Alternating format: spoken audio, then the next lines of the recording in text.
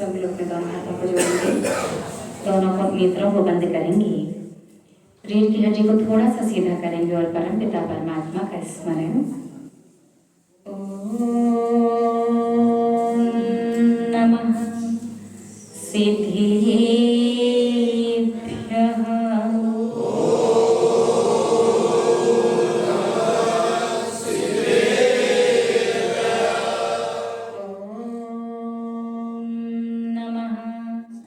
सिद्धिभ्यः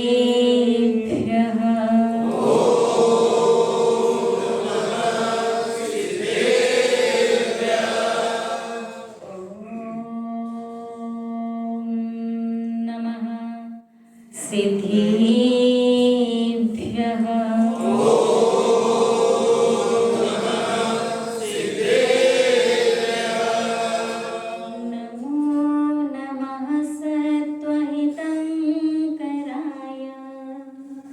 वीराय भव्याम्बुजभास्कराय अनन्ते लोकाय सुरार्चिताय देवाधिदेवाय नमो जिनाय देवाधिदेवाय नमो जिनाय देवाधिदेवाय नमो जिनाय।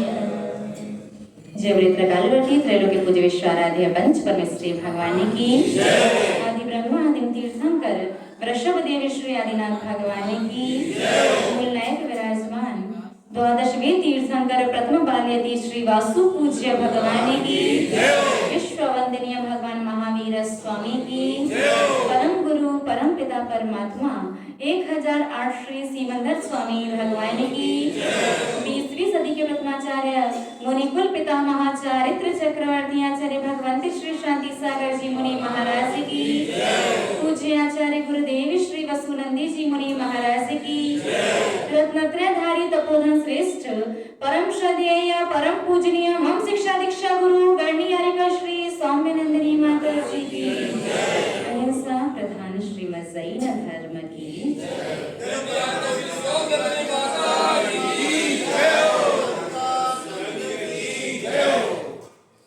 धर्म स्नेही आप सभी भव्य महानुभाव, आज के समय लगभग सभी के जीवन में टी सेट भी है, टीवी सेट भी है, सोफा सेट भी है और डिनर सेट भी है, और इतना कुछ होने के बाद भी व्यक्ति अपसेट है।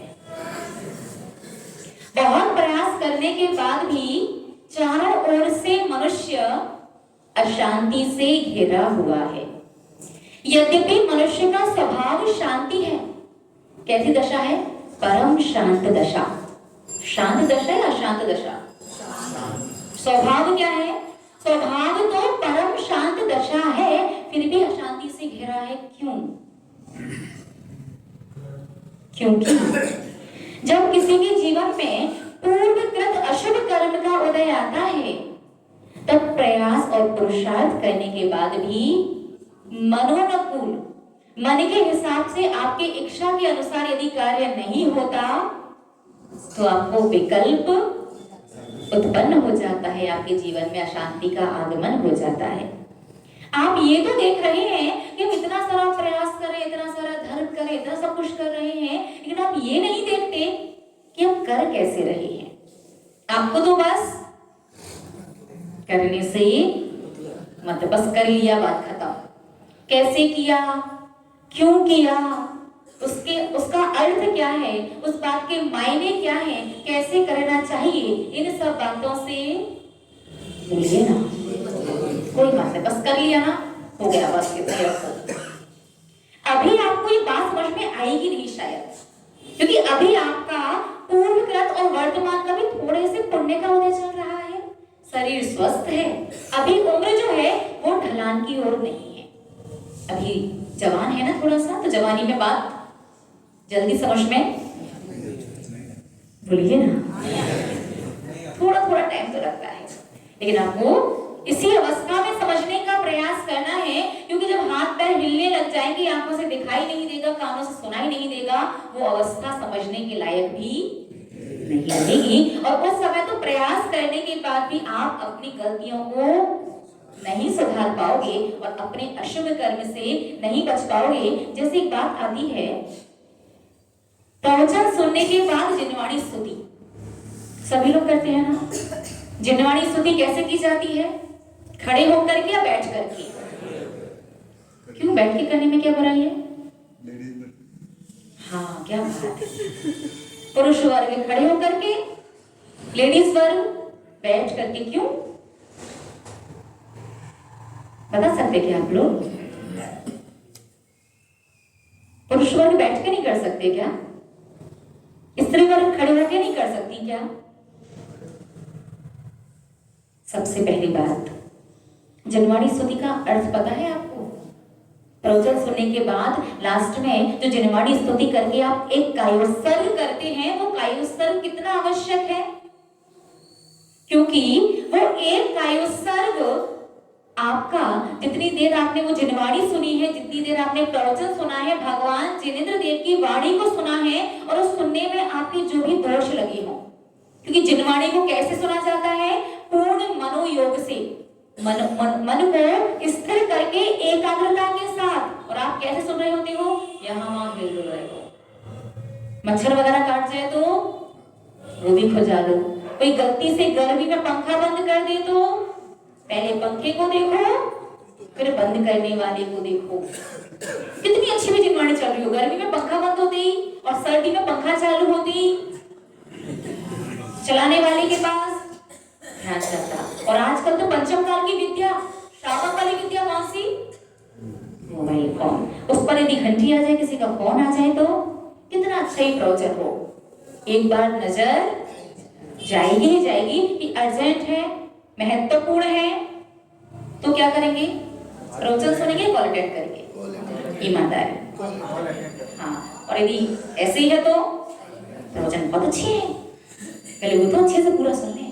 तो बहुत सारे छोटे छोटे से, कई बार गलती आपकी भी नहीं होती। आजकल शरीर ऐसा हो गया है, खान पान ऐसा हो गया है, मोस्ट ऑफ द टाइम आप लोग चाहे ऑफिस में जाते हैं, घर पर जाते हैं, सोफा सेट या चेयर वगैरह पर बैठे रहते हैं, तो नीचे बैठने की हैबिट लगभग खत्म सी होने लगी है। भोजन भी करना है तो डाइनिंग टेबल पर बैठ करके ही करना है, तो नीचे बैठने में कमर और घुटने, पैर वैर दर्द करने लगते हैं। जिनवाणी सुने ज्यादा देर नीचे बैठो तो ऐसे ऐसे पैरों को करना ही पड़ जाता है। तो इन सब चीजों के माध्यम से, इन सब क्रियाओं के माध्यम से थोड़ा थोड़ा अशुभ कर्म का, पाप कर्म का, कैसा पाप कर्म? जो उदय में आकर के आपके ज्ञान को, आपकी बुद्धि को, आपके विवेक को नष्ट कर दे। बुद्धि विवेक ज्ञान नष्ट हुआ तो क्या बन जाओगे? हाँ, समझ तो रही है। मूर्ख बनना है क्या? सोचो ना, अपने खुद के कपड़े फाड़ रहे हो, कोई भी जैसे पत्थर मार रहे हो, अपशब्द का प्रयोग कर रहे हो, बहुत दयनीय सी, दीनहीन सी, बहुत, कितना भी घर में पैसा हो, फर्क नहीं पड़ता। जो मूर्ख होता है, जिसकी बुद्धि, जिसका विवेक कार्य नहीं करता, उसकी स्त्री देखना बहुत दयनीय विचारणीय स्थिति हो जाती है। आप लोग चाहते हैं कि वैसी स्थिति बनाना? नहीं ना, तो आप लोग समझदार हैं। आपने क्या किया? शास्त्र सुनने के बाद, स्वाध्याय करने के बाद, प्रवचन सुनने के बाद आप एक कायोत्सर्ग करते हैं।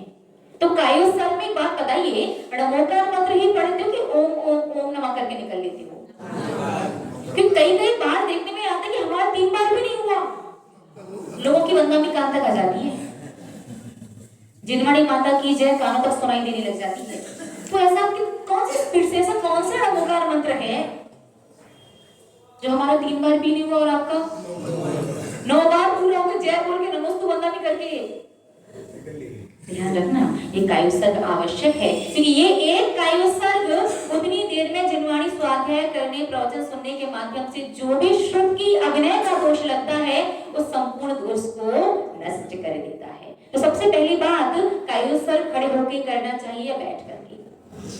तो कायोत्सर्ग के विषय में आता है, कायोत्सर्ग आप जो जिनवाणी स्तुति है वो खड़े होकर के भी कर सकते हैं और बैठ करके भी कर सकते हैं। ऐसा कहीं नहीं लिखा कि स्त्री वर्ग बैठ के करें, पुरुष वर्ग खड़े होकर के करें, या पुरुष वर्ग बैठ के नहीं कर सकते, स्त्री वर्ग खड़े होकर के नहीं कर सकती। वो कभी कभी थोड़ी सी अमर्यादा हो सकती है, स्त्री वर्ग को थोड़ी शारीरिक कमजोरी ज्यादा रहती है और वस्त्र वगैरह अव्यवस्थित वगैरह ना हो, इस अपेक्षा से बाद के पंडित विद्वानों ने कह दिया कि भैया बैठे बैठे ही कर लो, उठोगे खड़ोगे, साड़ी वगैरह को इकसा करोगे तब तक आधी जिनवाणी स्तुति निकल जाएगी। पुरुष वर्ग खड़े हुए पैंट शर्ट पहनने के बाद खत्म, खड़े सीधे हाथ जोड़ करके स्तुति करना शुरू कर देते हैं।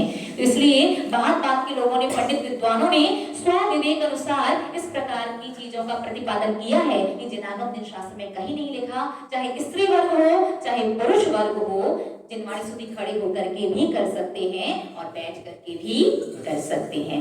लेकिन यदि खड़े होकर के कर रहे हैं तो एक बात ध्यान रखना आवश्यक है, यदि जिनवाणी का वाचन नीचे बैठ करके कोई कर रहा है, जिनवाणी खड़े होने के बाद यदि आपके घुटनों से भी नीचे हो रही है तो खड़े होकर के जिनवाणी स्तुति नहीं करना। पहले के समय शास्त्र सुनने के बाद सब लोग बैठ के ही जिनवाणी स्तुति किया करते थे, 14वीं 15वीं शताब्दी तक बैठ के ही करते थे। उसके बाद 200 250 300 वर्ष लगभग हम सभी को, संसारी प्राणी को साधु संतों का लाभ दुर्लभ हो गया। उस समय पंडित विद्वानों ने जैसी परंपरा चलाई, अब उस समय पंडित विद्वानों ने ऐसी परंपरा चलाई थी कि जिनवाणी स्तुति करके सीधे शास्त्र जी को उठा करके अलमारी में विराजमान करने जाते थे। अब लोगों के धीरे धीरे घुटने में, कमर में दर्द शुरू हो गया, नीचे बैठने की हैबिट खत्म हो गई। तो जब जिनवाणी शास्त्र जी को उठा करके स्वाध्याय करने के बाद अलमारी में रखने जाते थे तो लोगों को उठने में टाइम लग जाता था।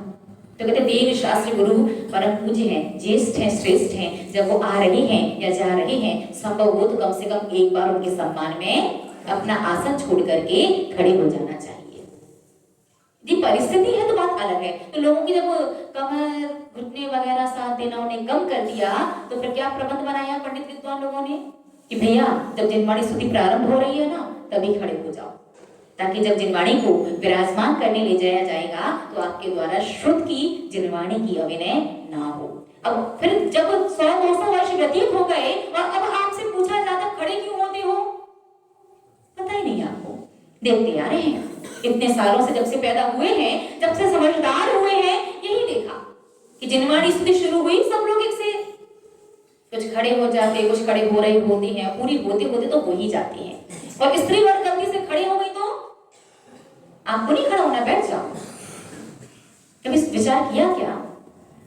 तो आप जिनवाणी स्तुति बैठ के भी कर सकते हैं और खड़े होकर के भी कर सकते हैं। और एक बात विशेष जो ध्यान रखनी है कि जिनवाणी का वाचन यदि नीचे बैठ करके किया जा रहा है तो खड़े होकर के स्तुति नहीं करनी है। एक और महत्वपूर्ण बात, यदि आप बैठ करके जिनवाणी स्तुति कर रहे हैं फिर आपको कायुसर्ग हाथ पर हाथ रख करके करना है, और खड़े होकर के जिनवाणी स्तुति कर रहे हैं तो भी लोग हाथ पर हाथ रख के कायुसर्ग करते हैं। आपने गौमटेश्वर बाहुबली भगवान के दर्शन किए हैं क्या? खड़गासन प्रतिमा के दर्शन किए हैं क्या? खड़गासन प्रतिमा कैसे होती है? दोनों हाथ नीचे, ये कायुसर्ग मुद्रा है। यदि बैठ करके कायोत्सर्ग कर रहे हैं तो हाथ पर हाथ रखना है, और खड़े होकर के कायोत्सर्ग कर रहे हैं तो दोनों हाथों को नीचा रख करके कायोत्सर्ग करना है। अब बैठ के कायोत्सर्ग कर रहे तो हाथ पर हाथ कैसे रखते हैं? बहुत से ऐसे हवा में लटका लेते, बहुत से गोदी में इतना रख लेते तो वो अंदर ही चला जाए। आपने पद्मासन प्रतिमा को देखा है? भगवान का हाथ कैसा होता है? थोड़ा सा नाभि के नीचे, जस्ट भगवान के उल्टे हाथ के ऊपर सीधा हाथ और सीधे हाथ के ठीक ऊपर नाभि। ये बहुत ज्यादा नीचे भी नहीं होना चाहिए आपका हाथ, बहुत ज्यादा ऊपर भी, बहुत से उधर नाभि से ऊपर रखो। आपने सुना होगा ना, कायोत्सर्ग करो तो हाथों को कहाँ रख लो? नाभि को लोग ऐसे रख लेते। जाप लगाओ तो हाथों को कहाँ रखो? नाभि से ऊपर।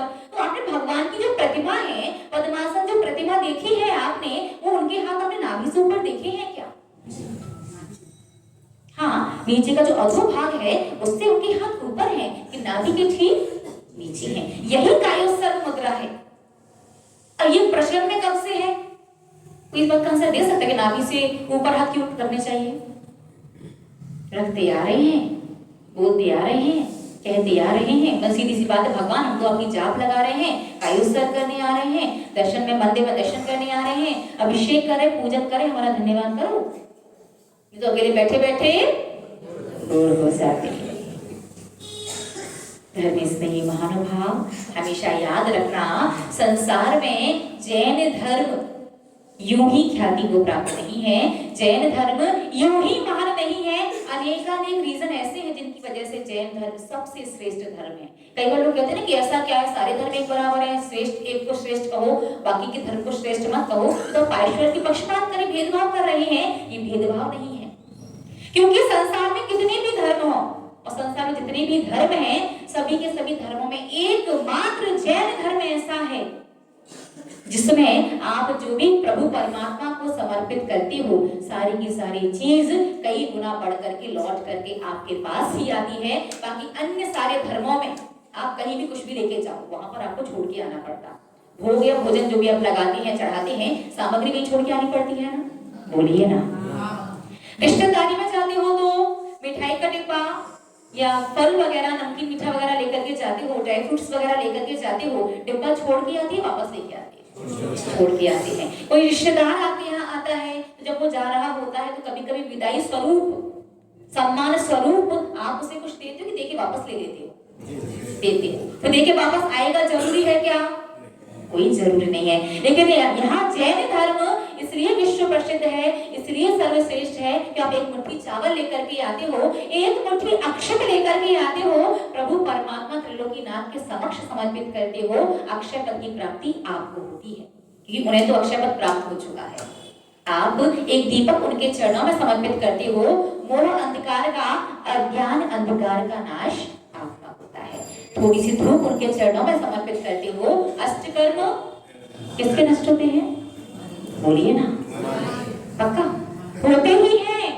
अगर आपको कल्पना करो, अगर आप इनकी पूजन, अभिषेक, दर्शन वगैरह ना करो तो सोचो 24 घंटे सबसे ज्यादा कहाँ व्यतीत होते हैं आपके?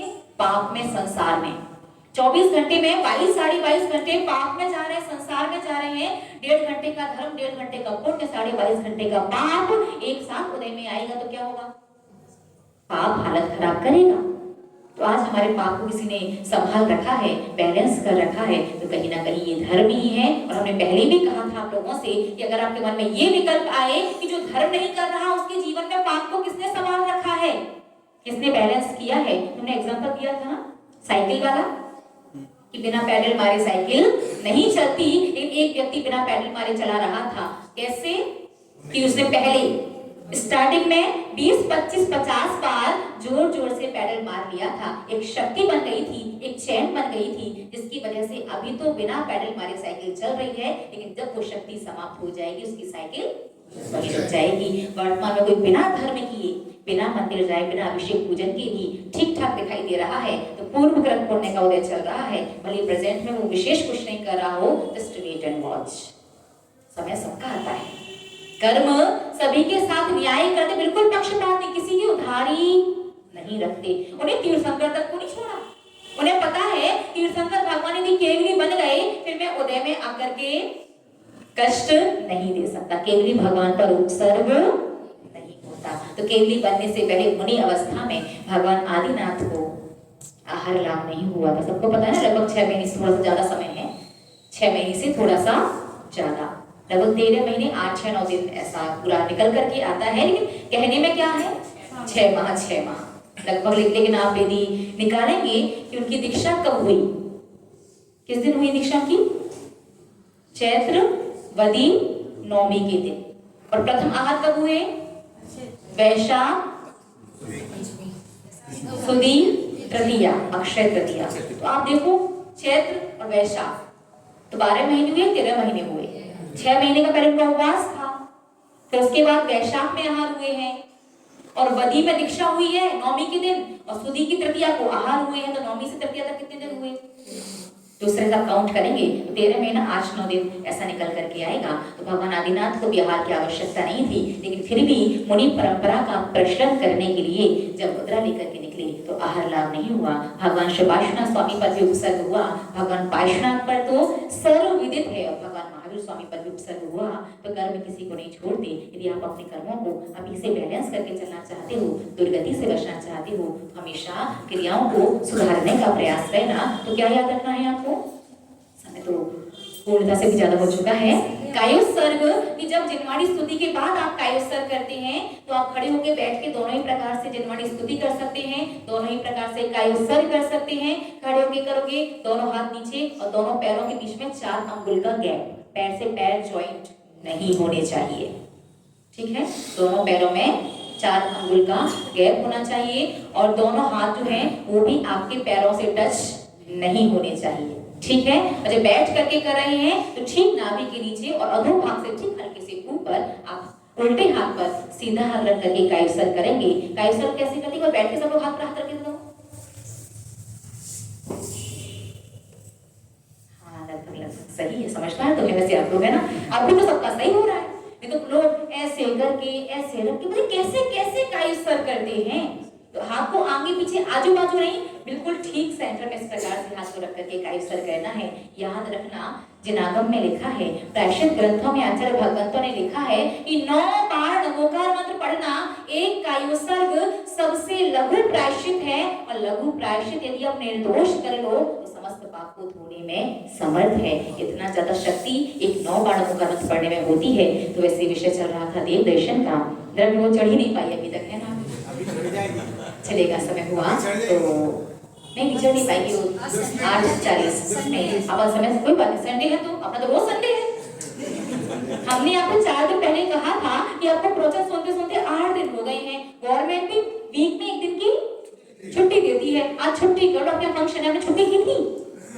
अबे नहीं माता जी, समय की वो तो आपकी जिनवाणी की प्रति रुचि है। वैसे छुट्टी तो इतने वर्षों से करते ही आ रहे हैं, अभी मौका मिला है, समय है, अनुकूलता है, तो बिल्कुल भी छुट्टी नहीं करनी है। यही समय है अपने आत्मा से जो अशुभ अनंत कर्मों के जो परमाणु लगे हुए हैं उन्हें छुड़ाने का। आचार्य भगवंत ने शास्त्र में एक और बात लिखी है कि जिस दिन और जब भी आपको लगे कि आपका संपूर्ण शरीर जैसे पापों से जकड़ चुका है, कई बार होता है खुद को ना सेल्फ गिल्ट महसूस होने लगता है कि अरे सच में कितना साधु संतों का उपदेश सुनता हूँ, सबकी निगाह में मैं कितना अच्छा हूँ, ये तो बहुत धर्मात्मा है। अंतरंग का सबको पता होता है कि यहाँ कलश कर रहे हैं, वहाँ ध्यान क्या है, फोटो खींचा या नहीं खींचा, अरे उसका तो खींचा था। ऐसा हो एक व्यक्ति सबके फोटो खींच रहा हो और किसी बीच में एक का ना खींचे। अब जो फोटो खींचना उसका इंटेंशन नहीं था मुझे इसका फोटो नहीं खींचना है, फिर भी जिसका नहीं खींचा उसका उससे वो जो अभिषेक करा वो ये देख ले कि सबका खींचा, मेरा नहीं खींचा है। अब उसके मन में रह रहे कि जब भी वो व्यक्ति दिखेगा कौन सी बात याद आएगी, मेरा ही नहीं खींचा था। तो अभिषेक करके पापों के निर्जन प्रक्षालन के लिए आए, दूसरे ने खींचा, 4 और खींचने वहां ध्यान नहीं जाएगा कि फोटो एक ही चाहिए था ना, कि जब वो स्टेटस पर लगाना था, पब्लिक को बताना था, धर्म के लिए प्रोत्साहित करना था, धर्म प्रभावना करनी, जो भी रीजन था, तो 4 और खींच रहे वो नहीं चलेगा। उसने क्यों नहीं खींचा? तो कभी कभी देखो अपन अंतरंग में क्या ये बात किसको बताओगी, बस खुद को। आप शो नहीं कर सकते ना, वो व्यक्ति आगे आपसे कभी सॉरी मैंने आपको खींच नहीं पाया, तो क्या कहेंगे, कोई बात नहीं हो जाता है, आवश्यकता नहीं थी, मुझे खिंचवाना भी नहीं था। लेकिन मन में क्या चल रहा था, देखो सबको सबका पता होगा। देखो अपने साथ धर्म में जब भी जाए सबने ईमानदार ऑनेस्ट रहना चाहिए। तो अपना मन को सबको पता है कि अपन अंदर क्या कर रहे हैं, कैसा कर रहे हैं। तो कभी कभी ना मन जब अपन अकेले में शांति से बैठे होते हैं तो कई बार मन सेल्फ गिल्ट से भर जाता है कि सच में लोग कितना बड़ा धर्मात्मा कहते हैं, सुबह 5 बजे से पहुंच जाते हैं, घंटों घंटों तीनों लोगों की पूजा, 8-8 10 ये स्वाहा स्वाहा जो शुरू किया लेडीज लोग। कई बार हमें रहते बड़ी बुजुर्ग लेडीज है ना, सुबह 6 बजे मंदिर आ जाती है, एक बार जनवाणी उठाती है, पहले पेज से आखिरी पेज पर पहुंच जाती है, तीनों लोगों की पूरी पूजा, इतना सब कुछ करते हैं। लेकिन उस समय विचार क्या थे, परिणाम क्या थे, कौन देख रहा, कौन मेरे बारे में क्या कह रहा है, मुझे बड़ा धर्मात्मा कहा या नहीं कहा, और कहीं गलती से किसी और का नाम ले दिया कि वो ज्यादा धर्म करता है, फिर तो कान खड़े हो जाते दोनों एलियन की तरह।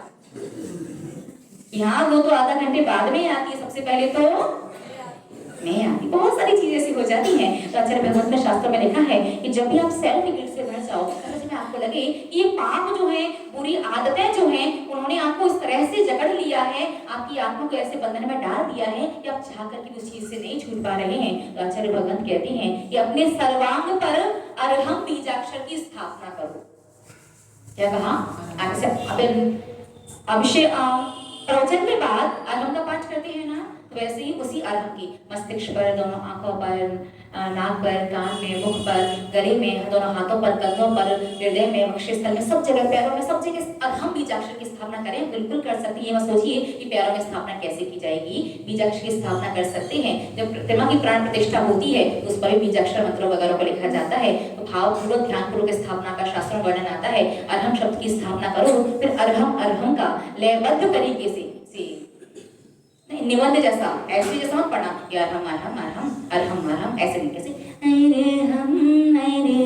पूरे लयबद्ध तरीके से अर्हम पढ़ के देखते जाओ कि एक एक करके सारे बीजाक्षर जैसे अक्षर जागृत जैसे हो रहे हैं। इस प्रकार से आचार्य भगवंत ने कहा कि पूर्ण रूप से जो आत्मा कर्मों से जकड़ चुकी है, बहुत बुरी आदतों के संस्कार बहुत जटिल रूप से, गहरे रूप से भी आपकी आत्मा पर डल चुकी है, पड़ चुकी हैं, तो सारे कर्मों के बंधन स्वतः इस अर्हम बीजाक्षर इस प्रकार के नाद से और उन अक्षरों को जागृत करने से आपके वो सारे बंधन स्वतः ढीले होने लगते हैं। इसी मंगल पवित्र भावना के साथ जय बोले परम श्रद्धेय परम पूजनीय गणनीय हरिकर श्री स्वामी नंदिनी माता जी की।